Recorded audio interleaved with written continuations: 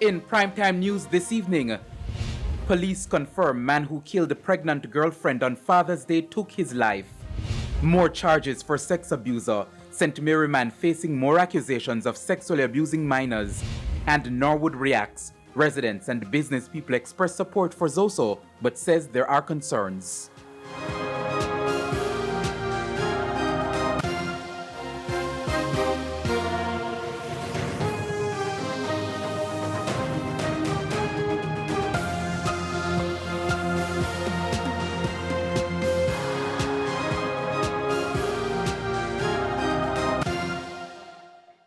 Good evening and welcome to Primetime News. We're on air and online at onespotmedia.com. I'm Janella Precious. Also this evening, the top business stories of the day: sports commentary, E-Prime and weather. But before the break, the feedback question.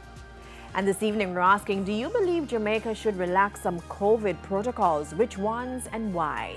You can share comments online, facebook.com/televisionjamaica, and tweet us at Television Jam. Stay with us. Primetime News returns after this break.